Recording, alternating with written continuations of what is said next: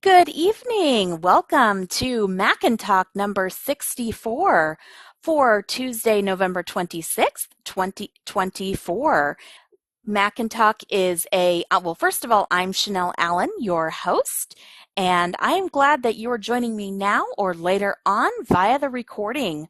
Mac and Talk is a Q&A conference call for anyone with Mac questions, whether you are getting started or maybe you've had a Mac for a while and you have some questions about an app or feature or want to know what's possible with our Macs, or maybe you are trying to decide if the Mac is the right device for you. And in any case, welcome. We take any and all questions. Before we get started with our announcements tonight, or before we get started with our main call, I would just like to go over a few announcements, mainly how you can um, keep in touch with us and know what's going on. So we have a website, ibugtoday.org, and there you can register to sign up to become an iBug member. Registration is free. Participating in all of our events is free. Speaking of events, there is also a link which tells you about events, but if you register, you will receive announcements about a week or so before the event takes place. On the website, you'll also find links for training, including Mac and Talk, where you will find my contact info and a subscription address for the Mac and Talk email discussion list. We are also on Facebook and social media. Facebook, you can go to facebook.com/groups/ibugtoday. And then on X and Instagram, we are at ibugtoday. And all of our announcements are posted to Facebook, X, and Instagram. Facebook is also a great place to exchange information and ask questions in between sessions. As far as things we have coming up, well, this month is winding down, but I'd always like to invite you to iBug Buzz every Monday night from 7 to 9 p.m. Central. All events are in Central Time and all take place at this same Zoom. And on next Tuesday from 5 to 6, the first and third Tuesdays of the month, we have iBug Mac Buzz. So that will be December 3rd, and that is led by Herbie Allen. And he will take any of your Mac questions and delve into topics that maybe we don't have a chance to fully cover in this session. On Sunday, the 8th, we have the iBug Cafe. That takes place on the second Sunday of every month from 2 to 4 p.m. No, that's 4 to 6 p.m. We have so many events going on. And this month the topic is Audible. iBug Cafe is a deep dive look at an iOS app or a group of apps. I also forgot to mention that if you want to get access to our content, you can always find our workshops as podcasts on the website. But if YouTube is more of your preferred method for consuming media, well, you can look for iBug Today, and our channel is divided into playlists. You can also search for iBug Mac and Talk, iBug Buzz, iBug Apple Workshop, and iBug Cafe in your favorite podcast app of choice, or ask your smart speaker, and we're there as well. We also have lots of fun events, and one of them is this Saturday from beginning at 8 o'clock. It's the movie, which is You've Got Mail, a 1998 PG-13. But we always like to have fun before the movie, and that begins at 7:15. I believe on Saturday we have iBug Unplugged, and that is from 8 to 10 p.m. And I believe the topic for that is dealing with those winter blues. I cannot remember for sure. And we have lots of other events coming up. We'll have a kind of a Christmas party Apple workshop on December 21st. We've got it's iBugs Life. We've got the Android Insight. We've got the book club, Trekkie Talk. There's lots for you to get involved in. And so I highly encourage you to check out our website and social media and find out more about it. Right now, though, we get to turn the call over to you. And you can introduce yourself, say where you're calling from, and if this is your first time joining Mac and Talk. Misty from New Jersey. Yay, Misty, welcome. Kirby in Houston. Welcome. This is Pete from Florida. Hi, Pete, welcome. Hey, Chanelle, thank you. Brad in Dallas. Hi, Brad. Judy. Hey, this is Patrick. Judy and Patrick. Great. Welcome to both of you. Ed from Ontario. Welcome, Ed. Alex from Ivy Sacramento. from Quebec. Okay, Alan from Sacramento, I think I heard, and Ivy from Quebec. Welcome. Alex. Alex, from I'm Sacramento. sorry. Okay. And Robert from near Vancouver, Maple Ridge. Yeah. Hi, Just Robert. outside. Hi there. Oh, by the way, I enjoyed your discussion on the iPhone 16 the other day. I listened to the iPhone 18, the iPhone 16 with the iOS 18. Okay, well, I don't think I was a part of that, but I'm glad that you were able to enjoy that. Great. Well, he was saying Chanelle. Is there another Chanelle there? It sounded a bit like you. Oh, well, It was who on- knows? What was, I forget what, it was on, maybe Lighthouse? No, I don't think No, it wasn't so. you? That's another- okay. Yeah. Of All course. right. Thanks, Robert. Hi, this is Rachel from Washington, D.C. Hi, Rachel. Bumi from Ontario. Boonmi, welcome. Thank you. Dexter, New Delhi. Hi, Dexter. All right, and I do see a few other people here, and we're glad you're here. You are welcome to speak up at any time if you have a question. Speaking of questions, who would like to get us started tonight? This is Bumi. Yeah, go ahead, Boonmi. So every time I boot my Mac, a message pops up. It's along the lines of VoiceOver can use a USB Braille display to control this system. This allows other USB accessories to connect even when even when your computer is locked. You can change this in settings, and the only option I have is OK. So I was wondering how I could stop this message from popping up.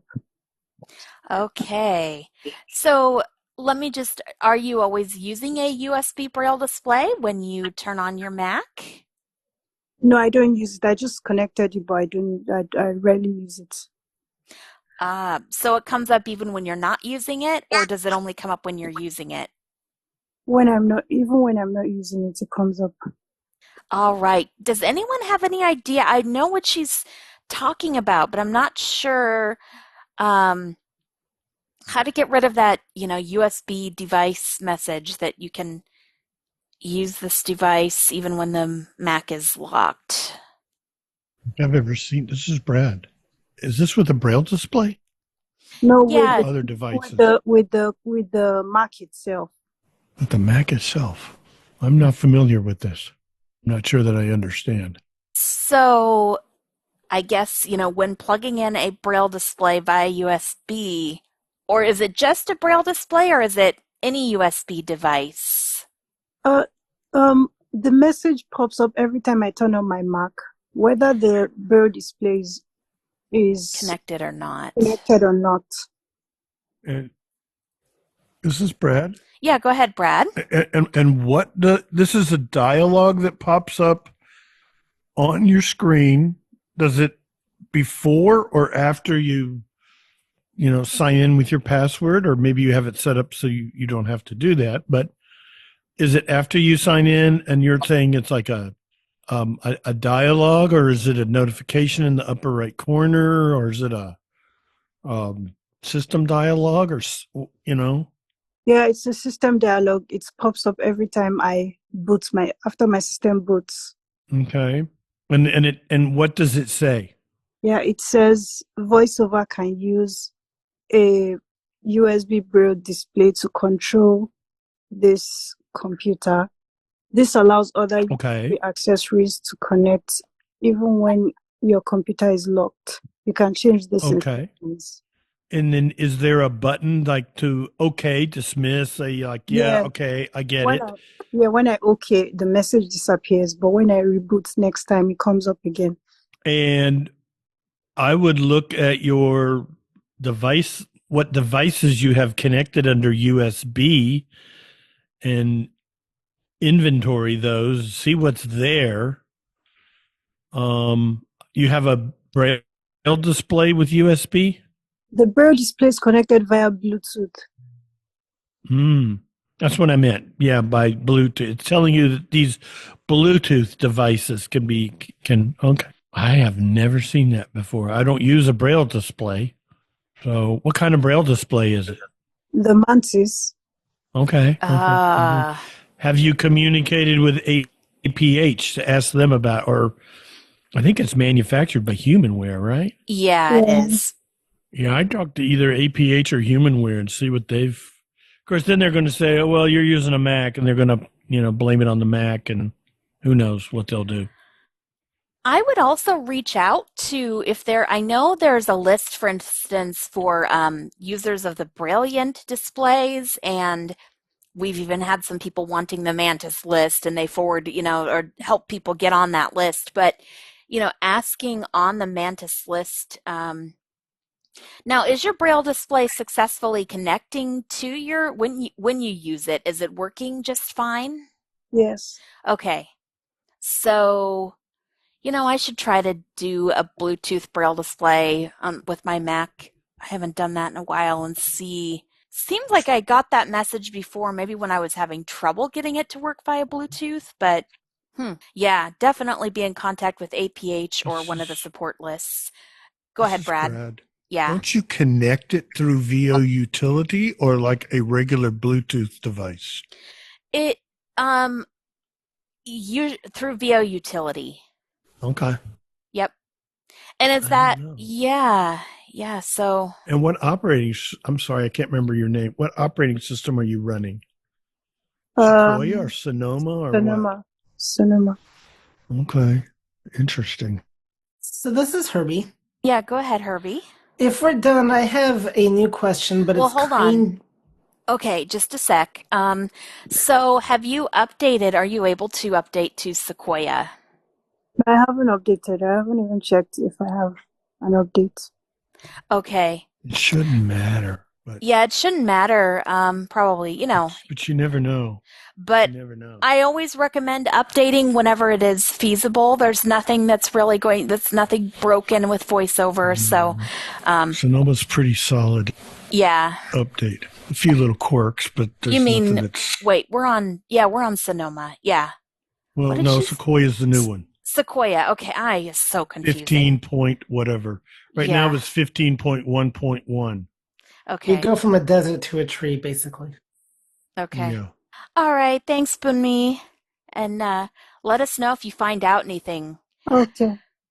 Okay, Herbie, go ahead with your question. So this is a bit of a technical one, unfortunately, guys, but it's related to hidden notifications, actually. So I'll backtrack to explain what I did and then ask the question. So, because it's really a two-part question on two different things, but kind of related. So I've been having trouble converting YouTube videos, no matter what program I've been using, Mac, Windows, it doesn't matter. And I really needed to convert some the other week, so I caved and had to trust one of those websites that will convert it for you. Well, I don't know. I don't even remember allowing anything. Maybe I did, but I suddenly got this strange pop-up notification from the site that I used on the Mac telling me, hey, you can use us to scan for viruses. And so what's interesting is in my notification center, the site shows up and like an app that it must have downloaded or something also shows up. So I turned those notifications off so I don't get bothered by that anymore. But my question is, is there a way to get them gone if I think I need to? I don't know if they're really causing any harm or not.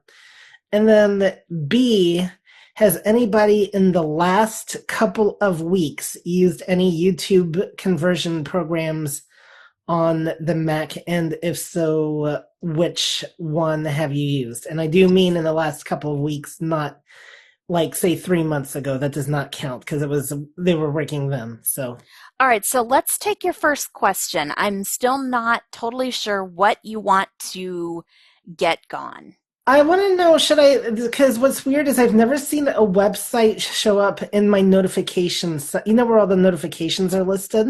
Right. The apps that do notifications. So I don't see anything that corresponds with it on the Mac, either in apps or anything like that. So I just find it a little bit weird that there's a Y2Mate and a Y2Mate MP3 showing up in my notification app settings. That even though I've never... In your actual list of... You know where you go to the notifications to see all the apps that you can allow and deny? Right. What was giving me this pop-up notification was a thing called Y2Mate, which was the website that I used to convert the YouTube video. And I didn't download anything other than the MP3 that it converted the video to. But there's two things on the thing called Y2Mate and Y2Mate.mp3. So it looks like they're apps, but there's no corresponding apps. This is Brad. Yep. You're using Safari, I assume. Yes. Have you gone into Safari settings under privacy and see if it's showing up there? Like, did it either without your knowledge or with your consent install an extension? Or sometimes I'll look again. I know I definitely had looked under extensions, and there's no extensions installed. I'm looking under privacy under settings. I would also look under... There is extensions also, yeah. But because there's definitely nothing in extensions. Clean My Mac does not see any malware. Well, extensions is but privacy and security, maybe I thought I looked under there, but I can double check. What about the area where you look at website, where you allow and disallow certain things for websites, the website content, where it's the thing called sites. Right. Because that's where they would show things about notifications, like no, actually, websites. Yeah, I'll go back through and double check. Cause I want to say I did, but I can double check. Spread. Yep. Yeah, go ahead. On a separate, you said, has anybody used anything in the last, what'd you say, month or 2 weeks? I have not, but let me ask you. I assume you have tried YouTube to MP3 converter from Media Human. Yep. Now I've tried that. I know that you got like a half a dozen Macs sitting around there. Yep. Don't you have an older one that's not on Sequoia? And I still have the same problem. And I also have the same problem on the Windows one that I tried as well. Yeah, I don't even try them. I've never tried them out, but I've been using. But yeah, on the two different apps that I've tried, including the YouTube to MP3, which is one that it used to work just fine. Because based on your recommendation, I switched to it. Oh, I've used it for years. Yeah. It's like YouTube. It's something like the program itself will still run and it'll go through the motions, but it's YouTube that's done something. Well, make sure you go into Safari preferences, and then you go into websites in the toolbar, and then you go to notifications in the table of, there's a whole bunch of things like the reader, the content blockers, downloads. Make sure you have a look at those settings. All right, I can check. Let's see. So, does anyone else have any thoughts then on other services for using YouTube, getting downloads I do from see YouTube? Okay. Hi, this is Rachel. Yeah, hi, Rachel. Hi, this kind of leads a little bit into a question that I had. But I don't know if this is helpful, but what I have done with my YouTube stuff is basically screen recorded them in real, so watching it all the way through and just using the screen record feature. Right. And now I don't know software things on Mac, but I know this is a Mac related thing, but I do know I have an iPhone app that I then use to convert the video to, you can convert it into a different video format or like an MP3 or M4A, whatever. So I use that, but I don't know if that is also available on the Mac, and I can check on that. Right. See, I use a service. What it does is you paste the link and then it converts it for you a lot faster than you watching the thing. Because I could use Loopback and Safari and record it that way and all that. But This is Pete. Yep. Yeah, go ahead, Pete. Just wanted to point out, and Herbie, I'm sure you're aware of it, that Amadeus will convert it. You just need to get a link and import the file into Amadeus Pro, and then you can save as and do all kinds of formats. Well, yeah, I can record it with Amadeus. That's not the problem. No, But if it sounds like a link. You can. Is that what you're saying, Pete? That yeah, you can get a link into save it to Dropbox or something along those lines. Pull it into Amadeus Pro and do a save as. And you've got Wait, all so of those. you mean not an HTTP thing? Is that what you're talking about? You do it. I've done a share link from the YouTube app. Actually, I've done it on my phone, and I save it to a Dropbox folder or file, and then I just open that Dropbox file with Amadeus Pro. Yeah, and do a save as. It's a 3-step process, but it works. I also do the iOS screen recorder that I think Rachel was mentioning, but then you have to listen to the file through to get the recording. Yeah. Okay, no, that is an interest. Okay, I'll give that a try. Method to try too. Yeah, that is a very different approach. Okay, yeah. Mm-hmm. Hi, this is Rachel. So yeah, go ahead, Rachel. So that leaded into my question, which was I was wondering if there were like voiceover commands to use for screen recording on the MacBook.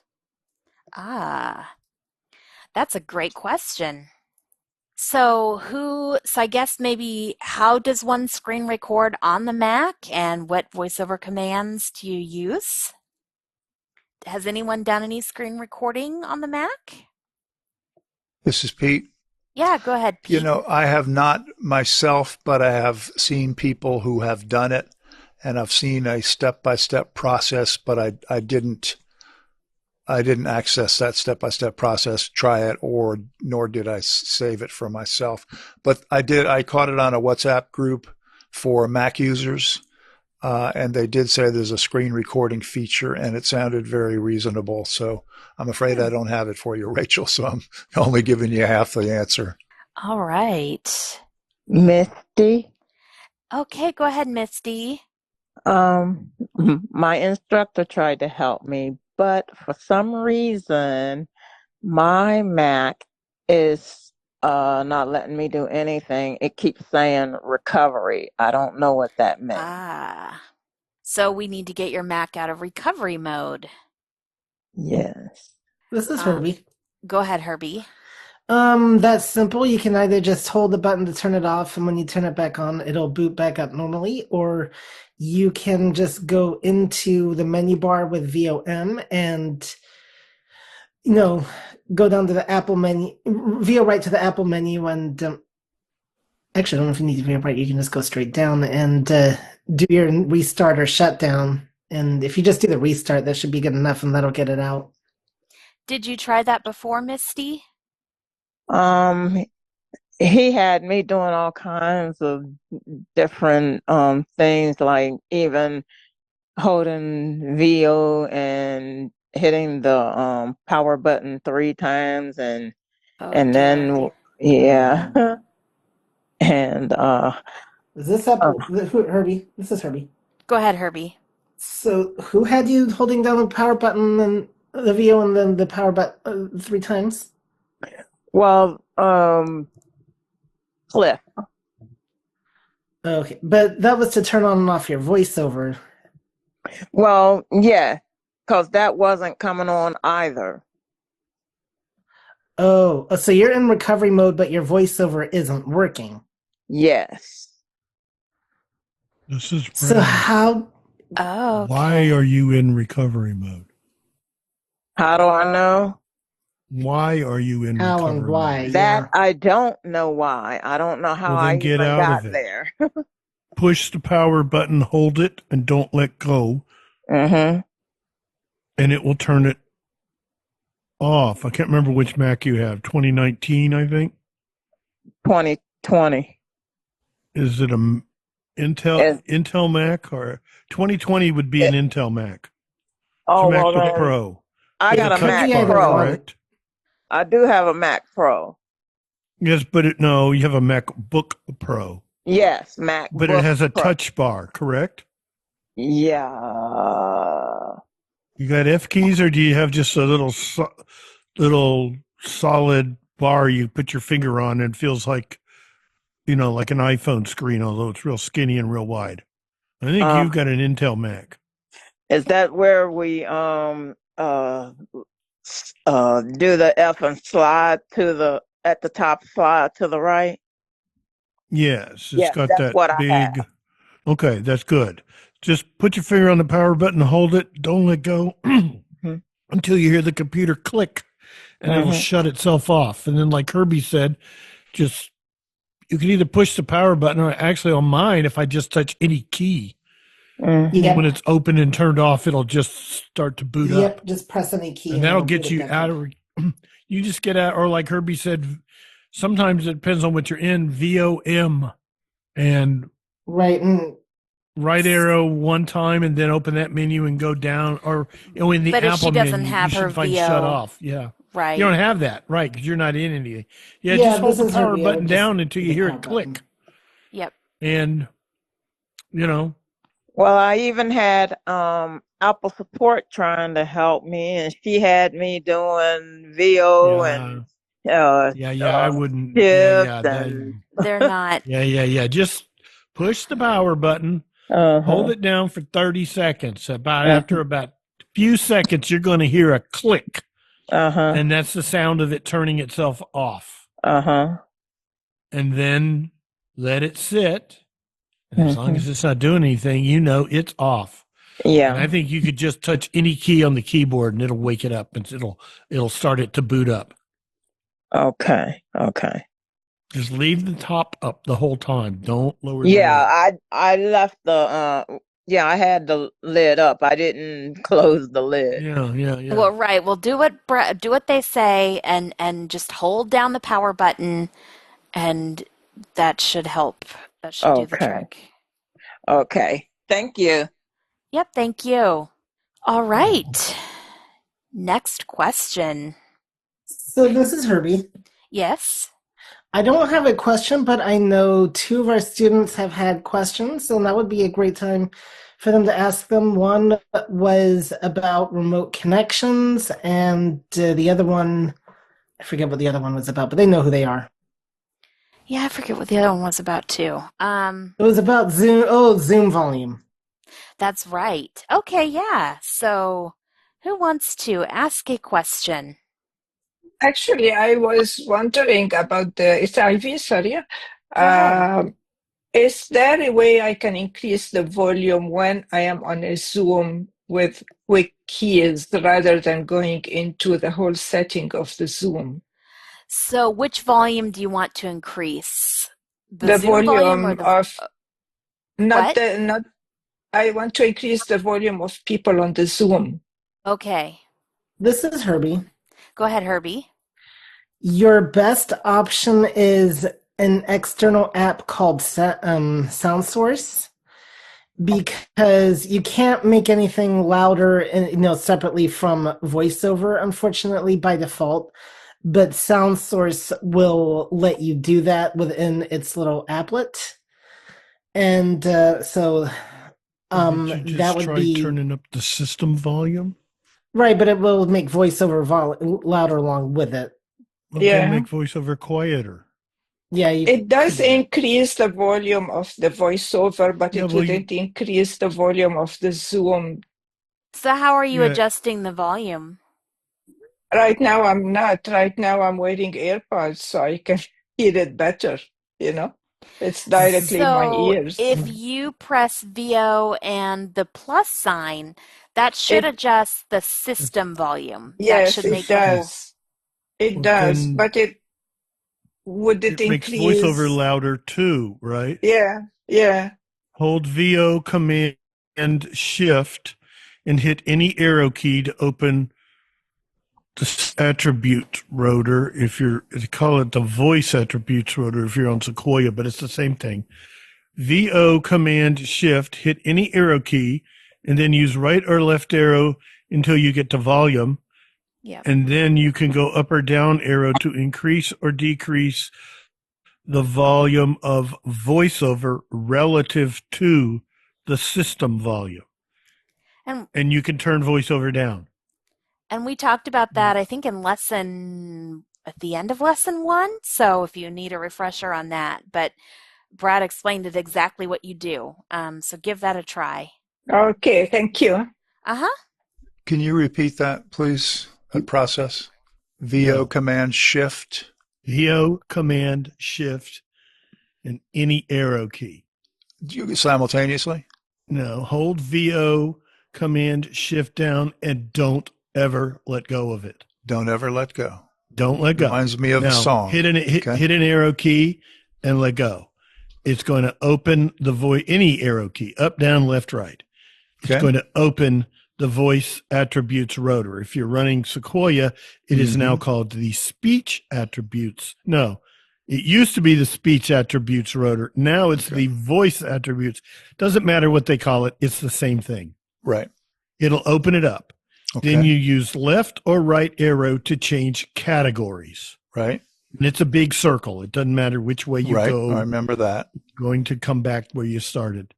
Then when you land on a category, in this case, volume, up or down arrow will increase or decrease. It will change the value of whichever attribute you're focused on. I didn't remember volume as being one of those options. I know speech rate and it's there. Speech rate, pitch, voice. You can change voice, a bunch of stuff in there. Yeah, gotcha. Then once you have set it to where you want to go, you are now have your hand off the arrow keys, and if you let go of VO Command Shift, it should go away. Though sometimes it sticks, and if it's still there, you just hit the escape key and it will go away.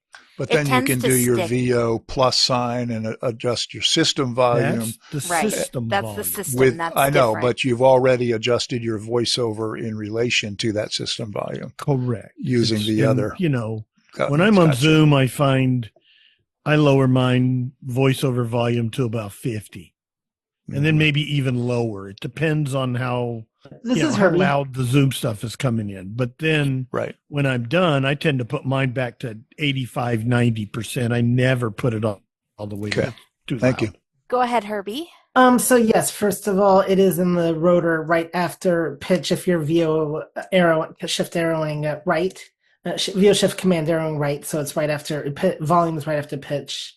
And then that is a way to do it. I mean, and obviously, you are a newer Mac user, so, if you may not want to play around with third-party applications, the one thing I do like about SoundSource myself is that you can adjust an individual application to be louder than the others, so that, so if I want Zoom louder than, my notifications even or whatever, I can do that. You can do that with SoundSource, and that is the one thing I think is an advantage, but the disadvantage is you do have to pay for and install a third-party app. So it's complicated.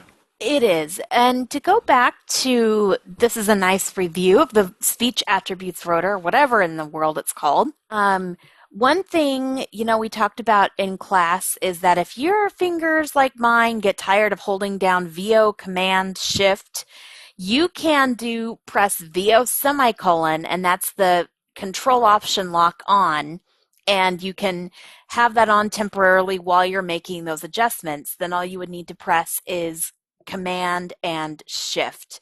But you have to remember to turn that thing back off with VO semicolon. If you use a trackpad, you can also use the trackpad. It is Command, and while you're holding Command, do a rotor twist clockwise on the trackpad to increase the volume. I believe Command is volume and Control is rate and Option is pitch. So those are other options. Pete. Yeah, go ahead, Pete. All right. I'm apparently very slow this evening. So A VO semicolon is the adjusts the VO keys to the caps lock key. Is that what No, it holds the VO keys down. It keeps VO it so lock. it's VO lock. VO Yeah. lock. Oh, Yep. cool. Because I have my left hand has limited dexterity, and so that would greatly help Yeah. me. They developed that one just for you. I know. Hey, I have a hard time with my left hand. It's With called the keys feet sometimes shortcut. too. I think I saw it in But the. no, road. that's why they developed it. Is for those people who have. Yeah. Various, So then I just need to do the shift and command, and that essentially is the same thing. Cool. Yep. Just don't forget, like me, to turn that thing off, because you'll be you'll be trying to do stuff and just totally frustrated at your Mac, and turns out you've left that thing on. So thank you very much. Yep. Well, like me, I've accidentally turned it on, and what in the world? I have too. Yeah. Mm-hmm. So that's the little Mac tip of the night, I guess. So you never know what kind of tips and things these conversations will generate. Cool. Yeah. All right. Who would like to ask our next question? Can you hear me? Yeah, I think Joyce. Oh, who? Joyce, can you hear me? Joyce. Oh, go ahead. I am switching from my Windows to Mac, and I have some basic skills with Mac, but I need to make it my only computer. Okay. So I am wondering if there are how I want to do it is okay, we're going to first handle with mail and just try to get daily into mail and do everything I need to do. Are there tutorials that are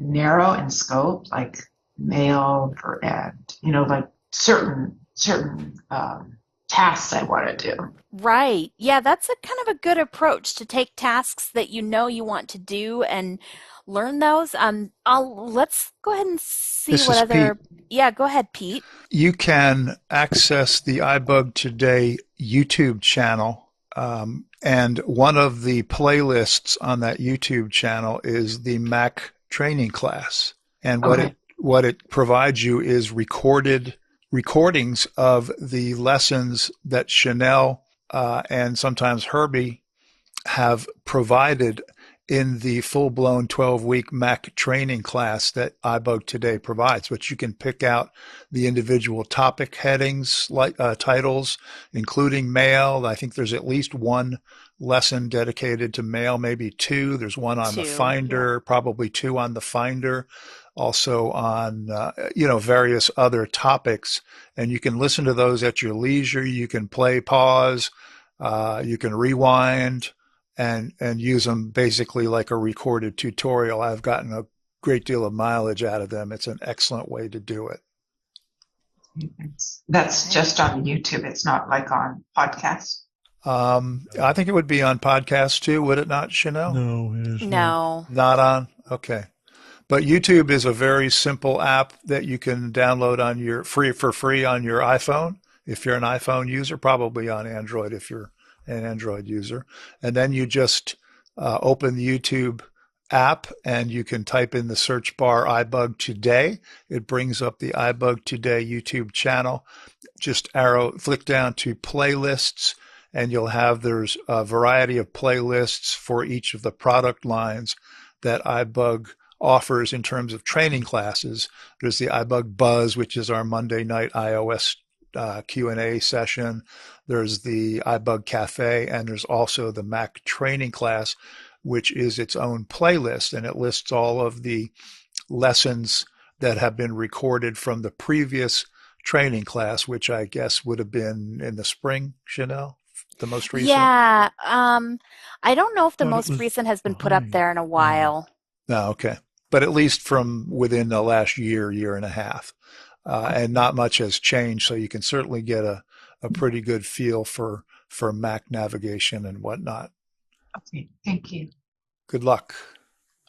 Oh, sorry. Go ahead. I just have a comment. Go ahead. Do the comment. Okay. Mine is unrelated to what we've been talking about. I'm sure glad when I discovered through David Goldfield the iBug program. I called before I joined this training class. I had called Lighthouse in the States, the American Printing House, Perkins, and two or three others, I can't remember. And nobody knew about the iBug Mac training. And it has been really the most fabulous thing out there. Are you guys advertising with them or letting them know when people call in? Like nobody could tell me where to find Mac training courses or information about Mac training. So I just happened to listen to that David Goldfield email, and luckily, but none of these other agencies, including CNIB here in Canada or the one in England, I mean, nobody seemed to know about you guys, and it's such a valuable resource. Our class is word of mouth, and thankfully, David Goldfield does post it. I know iBug does a lot of outreach to different places in the country, but this class is there can be a waiting list. There's an application for people to complete. So, we can only take so many people at one time. We want people to know about it, most definitely. But we haven't. People it's not are banging a major down production. the doors already. I can see why. I was only weeks away from selling my Mac, going back to Windows. So it's really amazing to find you guys in the nick of time. Good. All right. Well, I'd love to get back to questions. I think Brad had a comment on something we were talking about. Yeah, so I wanted to follow up. Herbie was asking about YouTube converter. I just opened YouTube to MP3, the Media Human software on my other Mac that is still running Sonoma. And of course, as soon as I opened YouTube to MP3, I hadn't opened it in a while. And of course, it prompted me to update it, which I did. But I just successfully converted, I just typed something into YouTube and got it to play a song. I stopped it, copied the URL, went over to YouTube to MP3, pasted it, and it converted it just like it has always done, and converted it to an MP3, and it plays just fine. Now, I have not tried it on Sequoia, which I will once we're off of this call. I'll do it on this machine and see what it does. But it works like it has worked for years, so it's fine. And I use Safari to access YouTube, which when Pete was talking about searching for the iBug Mac thing on YouTube, you can always do that on your Mac in Safari. Just type pretty much the same search terms he was talking about, and you'll find it in your Safari browser and probably any other browser you choose to use. Yeah, this is Pete. Yeah, go ahead, Pete. On that same note, are there any YouTube clients out there for the Mac? No, didn't think so. Because sometimes the website can be finicky, I think. This is Brad. I always found the other way around. I prefer the website, and I do not like the YouTube app on my iPhone. I avoid it. Well, this is Herbie. Go ahead, Herbie. Overall, the YouTube app is a little bit better because it's a little bit more consistently laid out. Also, there's some things like I discovered it's a lot, like I could not figure out how to search my YouTube history on the website, but it's very clear how to do it on the YouTube app. Just go down to the U tab, right? Yeah, I can find the link to my history. It's the searching within the history that was a problem. Oh, okay. Does that make sense? Yeah. Because I needed to find something from last year. Right. And I struggled with that, but I could find it easily enough on the phone. That being said, I do use both. I will say the web router can be your friend when, like the YouTube, it's like if you're just finding a video, that's easy enough. You just use your heading navigation and your VO command J to find the search edit field.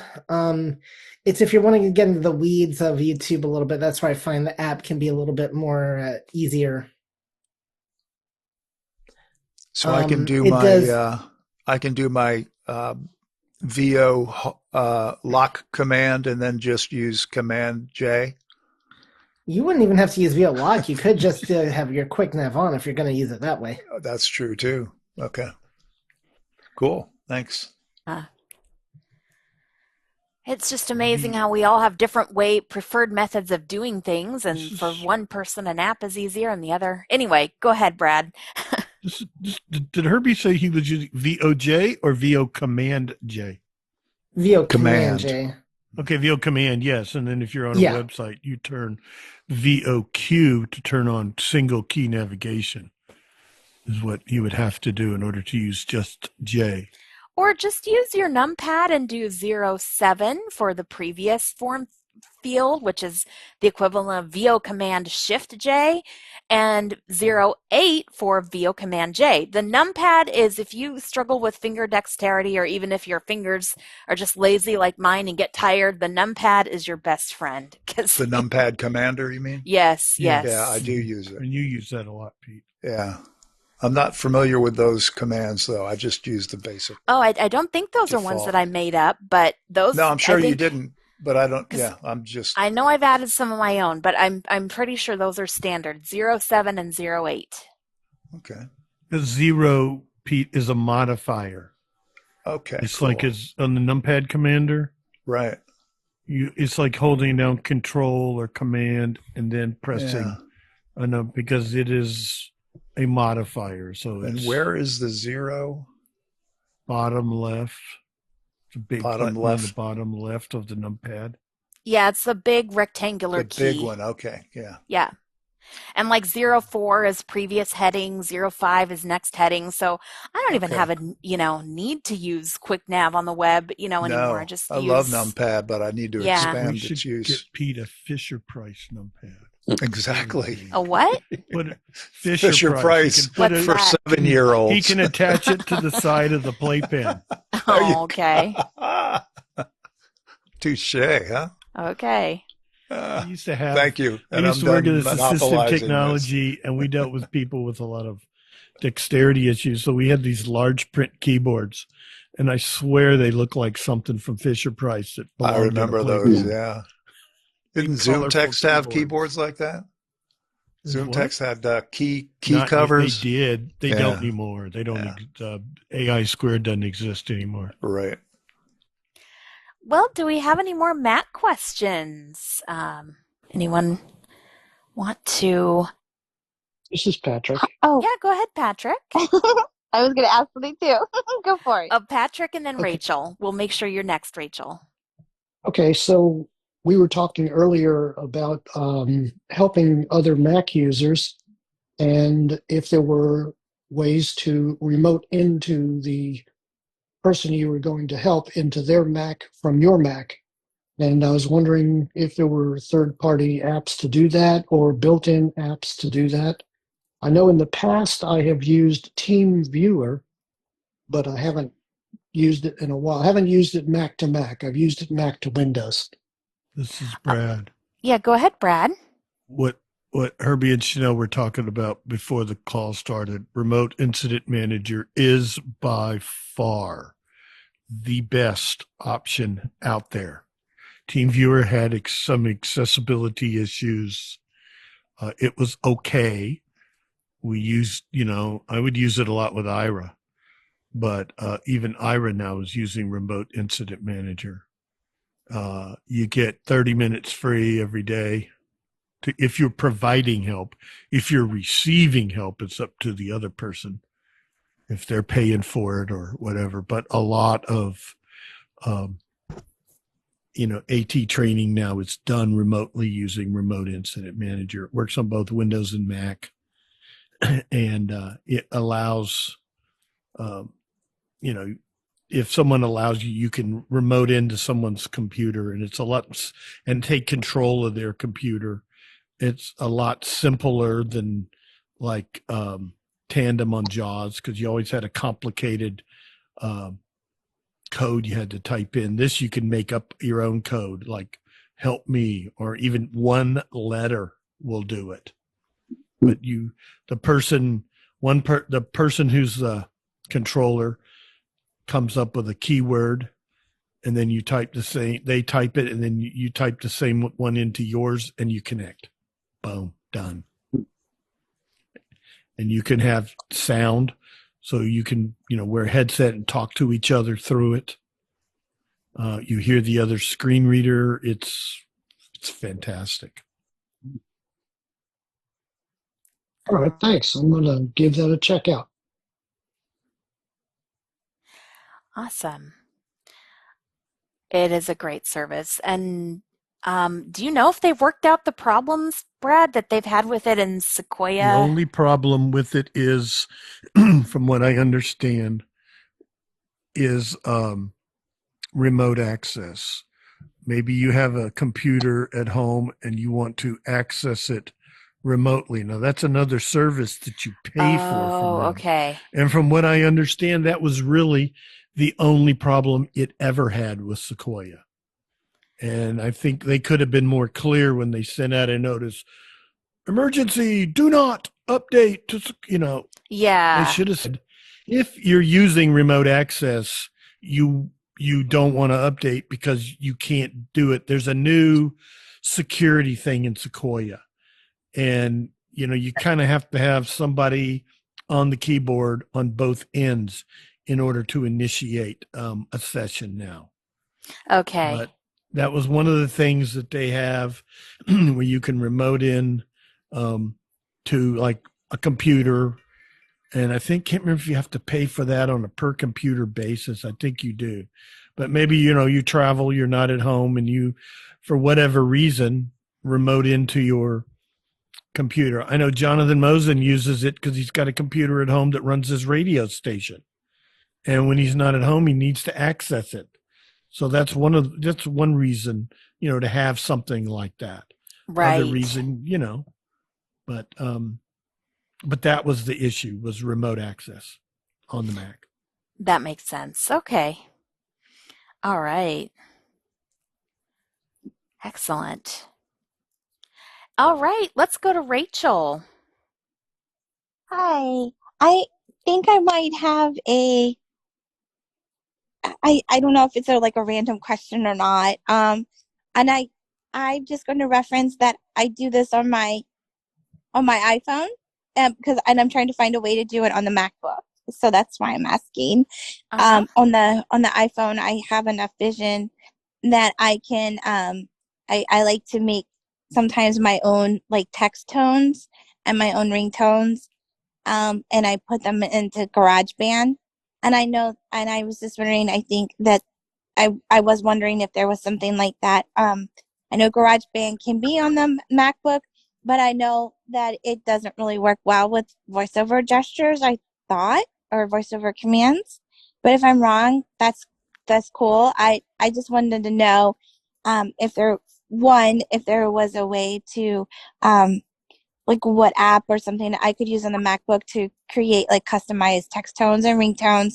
And then how can I share them like with a couple of my friends? Like I'm not trying to like make money or anything. I just have like a my best friend that I just wanted to share them with. Ah, okay. Well, so let's take the first part of that. What do people make ringtones on the Mac, and what apps might you suggest? Brad, Go ahead, Brad. 2 words, Amadeus Pro. You can make them on that. If you have a song, you edit the song, you save it. I've never used GarageBand, but I used to do this with iTunes, and it was very convoluted, but it's much simpler now with, I say Amadeus Pro, but you should really be able to do it with any audio editing. Have a song, edit out the part you want, save it as either M4A, and then all you have to do is rename it and change the M4A extension to M4R. A lot of times you can't do that, but in Apple, M4A and M4R are the exact same code. The only difference is the R tells your iPhone it's a ringtone. And it has to be 29.5 seconds or shorter. I say 30 seconds, but I found that 30 seconds isn't it. My iPhone has gotten confused by that. And I've just gone with no longer than 29.5 seconds. But you should be able to do that. Now, then the problem is getting them on the phone. I haven't done it in a long time for the Mac, and I'm not sure if it still works. But you can always maybe open them in GarageBand and convert them to a GarageBand file. But anyway, that's one way to do it on the Mac. I know you used to be able to rename M4A songs to M4R, That's what I just said. Yeah. Okay, I don't know how you would. 30 seconds is you can't have anything. They say 30 seconds. Right. But I found it's safer to make it 29.5 or less. Right, but I don't know.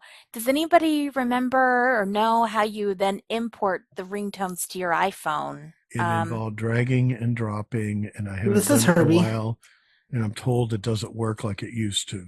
Yeah, go ahead, Herbie. Yeah, I was going to say the same thing. I tried it last year, and I could not get it to work. So I don't know if I was just doing something wrong or whatever. It's not as simple as it used to be, that's for sure. So what? And I know this is not about iPhones, but just in GarageBand on the iPhone, when you say share, it asks you, are you sharing a song, project, or ringtone? And I don't know, like Amadeus Pro, if that gives you that option to. I love to do that on the MacBook. I'm asking these questions because I only know the reference of visually being able to do it on the iPhone, but I want to learn how to do it non-visually on the MacBook, because when I use my MacBook, I can't use my vision for it. You may have, this is Brad, you may have, if you want to do it on the Mac, you may have to edit it and get it already on the Mac, but you might still have to the iPhone, open it in GarageBand, and then do the share in GarageBand. Sure. Okay. Thank you. And Pete. the only other part of the second part of that question was just how can I send the M4R format file to a friend? Because right now I only see it as M4A, and I don't know how to share it with. I googled it, and it says that you can, and it makes it look. But when I followed the instructions, it wasn't working. All right, so we did have Pete, and then Herbie, and then Brad. I just wanted to add to Rachel that Amadeus Pro software costs about $80, so beware of that. Yeah. This is, like I just said, though, you just rename the file. There's no conversion necessary. You save it as an M4A, and then you just rename the file. I don't know how to do that on an iPhone because file management on in the iOS environment has always been a problem. But on your Mac, you just put focus on the file name, press the enter key, it goes into rename mode. You just rename the last, you just delete the A and replace it with an R, and you have just converted an M4A to an M4R.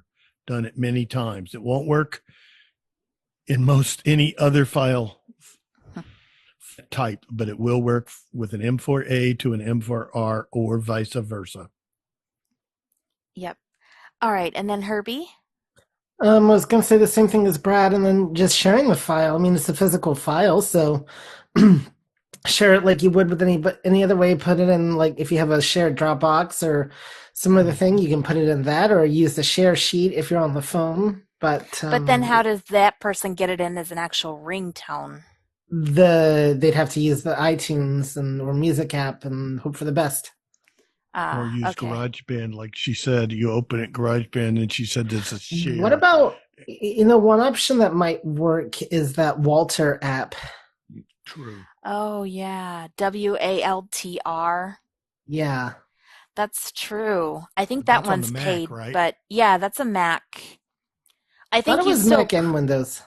You still create you'd still create your M4A file in Amadeus, Right. but then Still got to get it on the iPhone. That's issue. What the Walter app would do. Will it allow you to connect your iPhone to your Mac and then do like we used to do in Finder, drag it and drop it on the... I don't know. I think that's the problem now is that little trick doesn't work anymore. So go ahead, Herbie. So, I mean, I've not played with it myself, but what it used to be was it was supposed to make the iPhone a lot more navigable like you would an Android phone.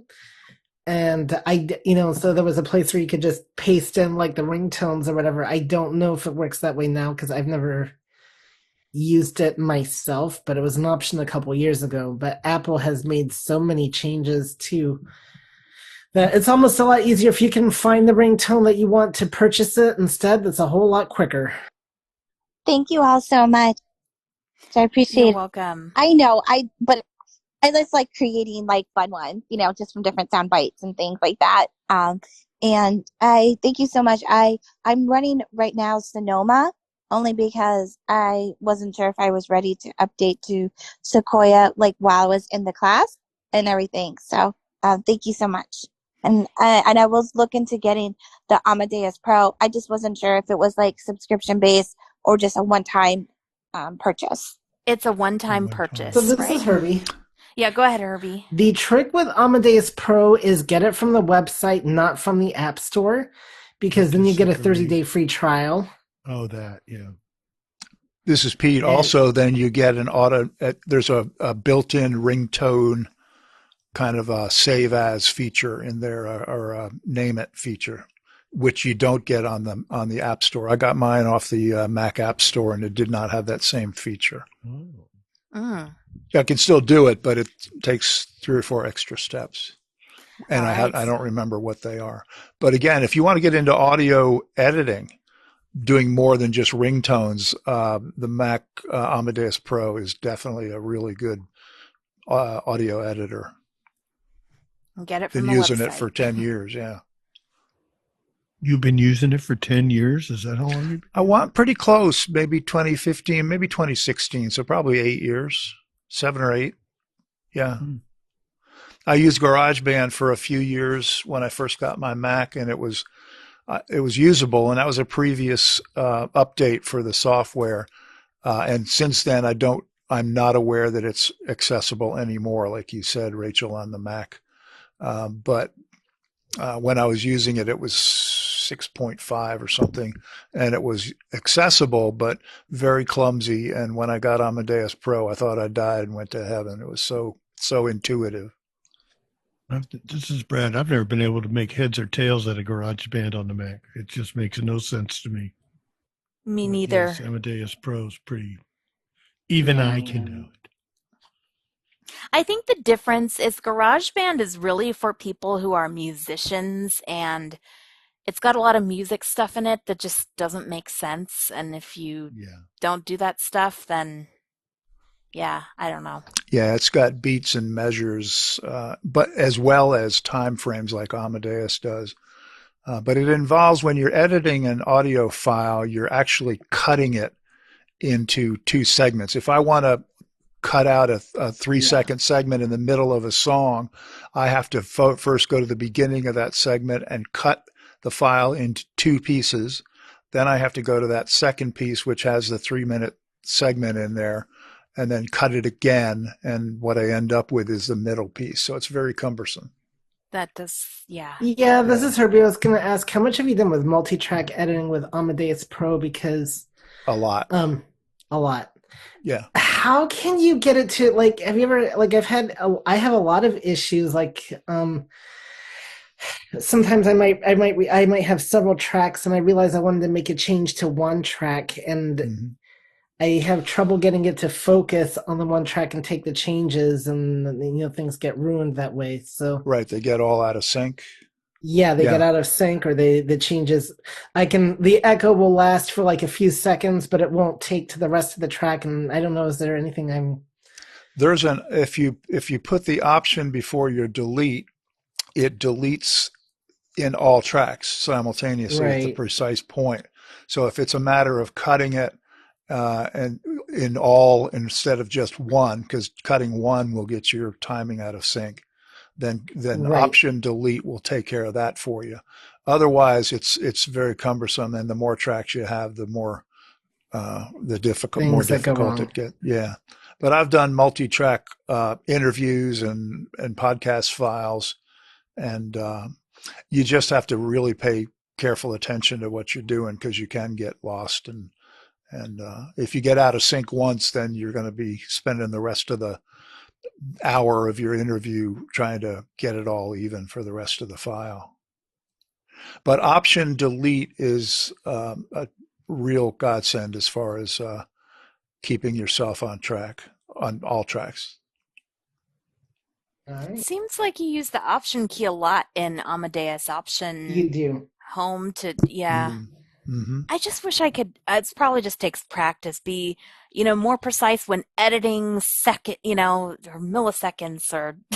Your ASDF keys, your left hand, ASDF, they all adjust the selection that you're making. And you can adjust how much, for instance, if you're cutting an out of a phrase, like I just said, right. You put one marker at the very beginning of the and you put your insertion point at the end of the and then you delete it. But sometimes you're not precise, so you can adjust the right side of that the end of the with the D and the F keys. One moves the selection out to the right and the other moves that right selection out back to the left. I know this is very confusing, and it is, but you can adjust it down to the millisecond and microsecond as far as how much those keys actually adjust your selection. I think I've got an episode in one of my podcast series on that. Chanelle, I can see it, and maybe I can send it to you if you're interested in pursuing. So this is Herbie, and I've got one more lovely little Amadeus Pro question, then I'm done. If I put a marker and then I go to the end of where I put the insertion point and go back to the marker, is there a way I can see what the time frame is between the marker and the insertion point? The actual amount of time, like seconds and milliseconds? Yes. I don't think there's a single command, but you can look at the point at which the beginning of the selection is by using the command G. That's a go-to command. And when you hit it, it'll tell you the precise point in the file that point exists.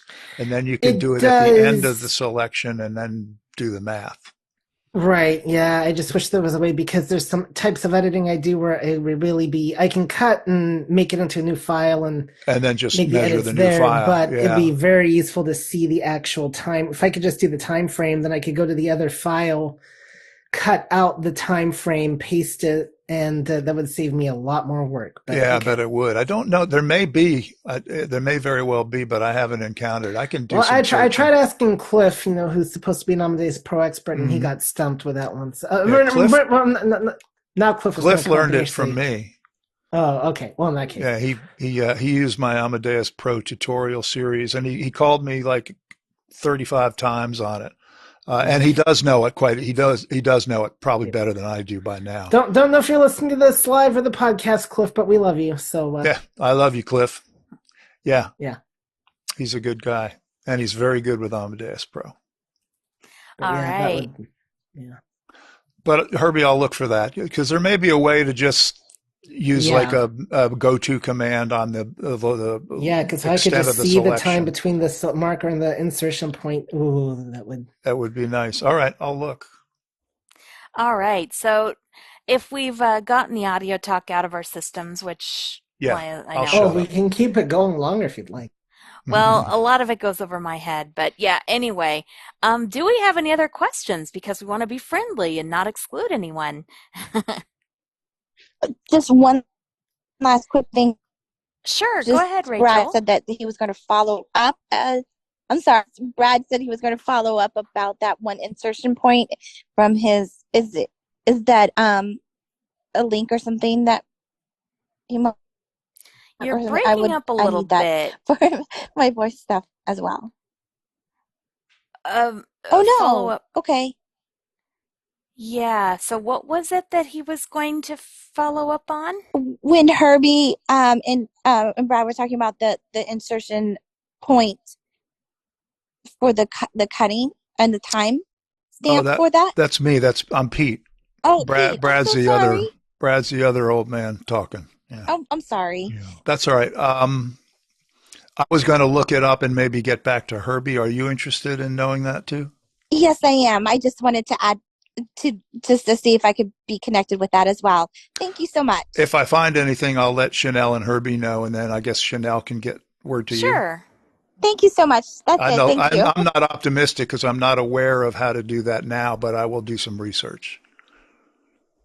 So I can let you know, Rachel, through Chanelle, either way, one way or the other. All right. Sounds good. So, who would like to ask another question? I see we've had some new people come in, some whatever. We're welcome or we're glad to have you. Okay, I'm curious. Has anyone tried the Apple Intelligence features on the Mac and what do you think of them? This is Brad. Go ahead, Brad. I've played with the writing tools mostly. You know, have some text, highlight it, open the shortcut menu.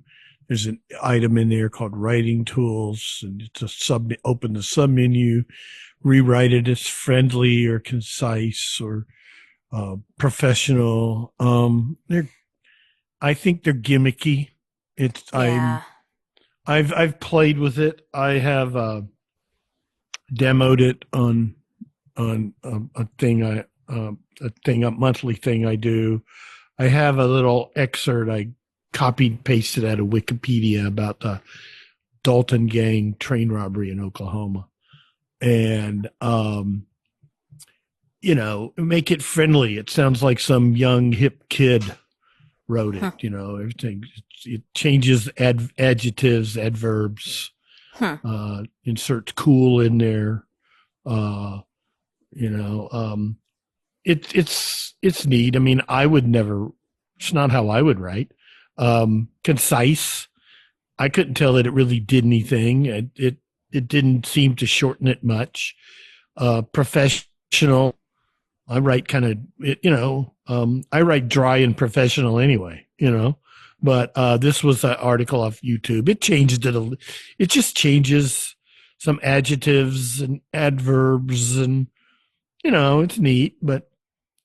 Can you do it with only specific phrases or does it do it with all the text that it sees in It one? does it on whatever you highlight. So you could highlight just a phrase. There's make something, a summary. It writes a little short paragraph that summarizes the whole thing. You can make it, oh God, what was one of them? One of them was like bullet points. And all it did was I had something else I used. And it just made every sentence was a bullet item. I mean, it didn't change a thing, but it was like 2 paragraphs and it made every sentence in the pair, so I ended up with 12 bullet points, but every one of them was, as you arrow down through it, it's like you're reading sentence by sentence with a bullet point. It was, I don't know. But I mean, I'd have to play with it some more, but that's what it did. I was telling Herbie, we were talking earlier, I think there's a little toolbar interface. I thought it had some accessibility issues with VoiceOver. Maybe I just haven't played with it enough. Herbie demoed it on, somebody else, never mind, Sri, because Herbie doesn't have a phone that'll do it, Apple Intelligence. Sri demoed it. Sri's not here tonight. And it seemed to me it was a little bit more accessible on the iPhone than on the Mac, because it was like it was the exact same thing. See, to me, it seemed more accessible. When I heard the iPhone demo on AppleVis, it seemed like it would be a bit more accessible on the Mac because you can use the shortcut menu and all that. But but what I found was that little toolbar seemed to have some voiceover issues. Yeah, you're talking about Thomas Donville's. Yeah. I listened to that. It was pretty much the exact same as on the Mac. I think he was doing it with some text he had, and it was in the text edit field of the Messages app. It doesn't matter where you do it, just so it's some editable text, email, text message. I use the text edit app on the Mac. You could do it in Mail. I found some squirrely things about opening the shortcut menu. I highlighted the text in the Mail app, and at first it wouldn't open it. Even though I'd selected all the text, what I found I had to do the first time was route my mouse to the selected text.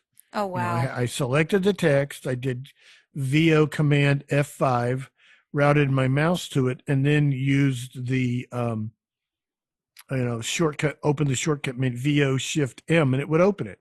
But after that, maybe because I had done something that put focus on it, I did not have to route the mouse to it anymore.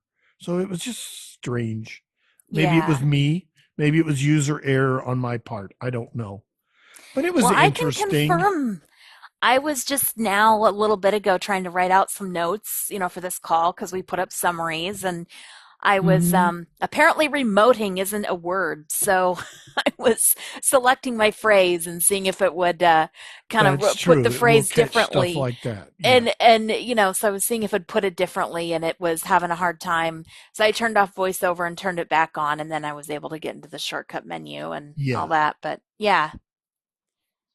It's interesting. I don't know. I'm not a big I think you're better off, personally, I think you're better off to go to the Chat GPT website. And have Chat GPT. Supposedly that's what Apple is using. I don't think so. I think it's Chat GPT. I don't think so. I don't know. And for me, it's even hard to figure out what I want to write. So if I don't even know what I want to write, it can't help me figure out how to say it. So, it can give you examples that might trigger, your thoughts. You could tell it to, I don't know, I hear people say, they ask ChatGPT to write me a outline on, and then you have to tell it what it wants, and it's got to be able to figure out what it is you want, and then they write something. Yeah. And then you can start revising that. I don't know. I mean, just a lot of work. I'm better off to sit down and start writing it myself. That's what apparently is not. I was writing in TextEdit, and it said remote, and it misspelled. So that's I was trying to do my shortcut menu to see, okay, well, why is this misspelled? And it's just saying, and so then I tried the writing tools, but I would need to. I just figured out another way to write the phrase. Has anyone else used Apple Intelligence? This is Herbie. Yeah, go ahead, Herbie. So, I'm playing with it right now. I can get to, let's see, if I do the shortcuts menu, I've got proofreading, ignore grammar. Yeah, well, you got to have something written first. The writing tools, I do. So if I go to, let's just say if I go to rewrite, I see now this is where it gets squirrely here. I've got a revert button, but if I VO left or VO right, I can't do anything. I can't, if I interact. Okay, let's see. I've got the issues I was having, the accessibility issues with it. Okay, interacting actually worked this time. It did not last time. Now if I hit. Okay, so it actually did work. So I had wrote this as a test of the Apple Intelligence feature, and it rewrote it to this serves as a test for the Apple Intelligence feature. Oh, yay. Yeah, exactly. So I interacted. So after I did a select all, then I could, bring up the writing tools. This highlights how I've used it with the email summary and the messages summary. I think I like it a little bit better with the email. It's interesting how it summarizes a thread. By the way, I know some people don't like the threading feature. It really comes in handy, though. See, I don't know how you get to summarize the thread, because if we don't have the preview pane on, how does this is where it's squirrely. It reads it if you got a new message that comes into the thread and your mail is active. But it won't if you're manually reading it. So it's a notification. Well, there's yes. And I found it didn't have anything to do with the preview pane. You had to be in, there's standard view and column view. Right. You needed to be in standard view, and you needed to go into your mail settings and tell it, how you can turn on the preview, 1 line, 2 line, 3 line, right? Mm-hmm. You have to have those turned on, however many lines you want. And instead of, usually what that does is it previews the actual first couple of lines of the email. Right. Well, with Apple Intelligence turned on, it gives you a little Apple Intelligence summary of what is in that email. And so then if you are in conversation view, supposedly, it's going to summarize any unread messages that come in. I see this a lot, at least on my iPhone, with messages. You'll look on your home screen and you should have unread messages, right? Mm-hmm. And if there are several of them, they're like in a stack. Well, it will have a preview and it will summarize, 3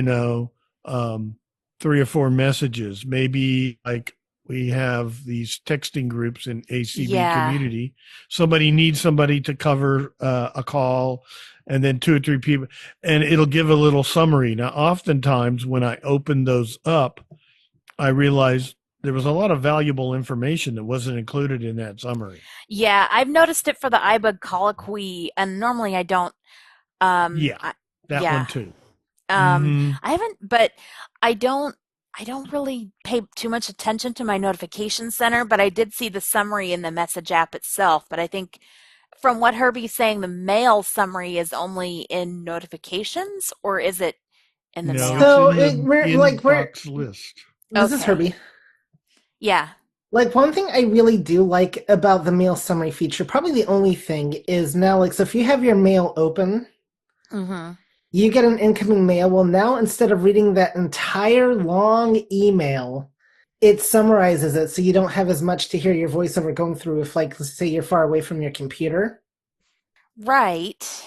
It's not exactly accurate, but I have my viewing set to 5 lines, and I've had this. Okay, I'll turn the summarized message previews back on. To 5 lines. Interesting. What? I thought the preview only went to 4 lines. No, it goes to 5. I don't use it. I don't use. I have the use column layout thingy off in the view menu, so it, it's or what you call standard layout. So I don't even think that really controls. But yes, it shows up as a notification, or sometimes if you're going through, it'll kind of like give you the summary. But it's a little bit of a squirrely feature, like I said. It's not, and the summary is not necessarily the most accurate. It's not. It's trying, and I think it's improved it. I think it does learn a little bit, but I would. You can get a wrong idea of the message from the summary. Correct. Right. They're supposedly better in messages than in mail, so I've heard. I think it's better in mail than messages. Honestly. I have played with it, and and not much. I have always preferred column, what they now call column view. Once upon a time, they used to call it classic view. Now they call it column layout. That's what they call it. Anyway, whatever they call it. I've always preferred that, and I've never liked conversation view. I don't know why. I've tried it. I think you can use both. You can, as long as you're in standard view and have the preview turned on.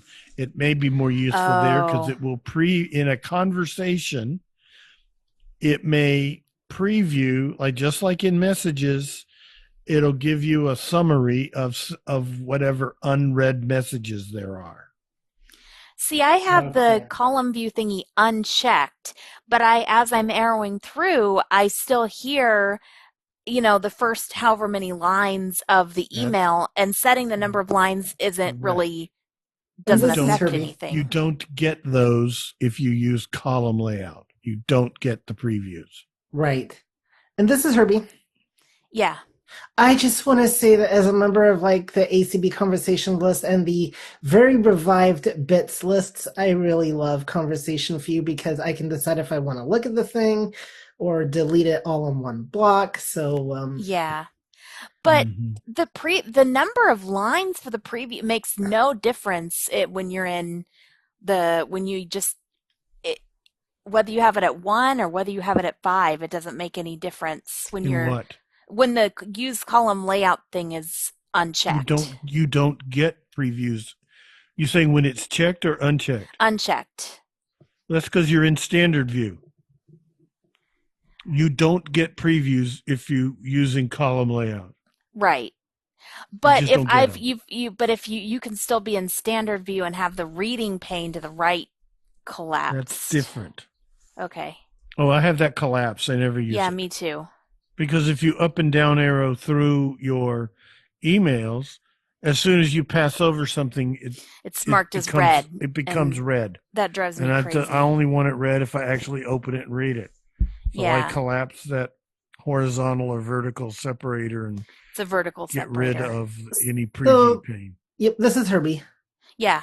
So just real quick, I also will see a mail summary if I'm just looking at a message without actually opening it. So you might need to play with your as long as you're not using column layout. Right, I'm not using column layout. Yeah. So. You don't get previews or summary because you have to have the preview turned on, and when using Apple Intelligence, that preview is turned into a summary. Yeah. All right. Well, it is 8:30. There is no Mac and Talk next month because that would fall on Christmas Eve, but we will be back in January. So definitely join us for other iBug events, and we'll be happy to see you back. Have a good night and happy Thanksgiving to those who celebrate. And for our Canadian friends, just have a wonderful day. Thanks, Chanelle. Thanks, guys. Thank Everybody you. have a good Thanksgiving. Thank you, everyone. Bye-bye. Bye. Bye, everybody. Bye.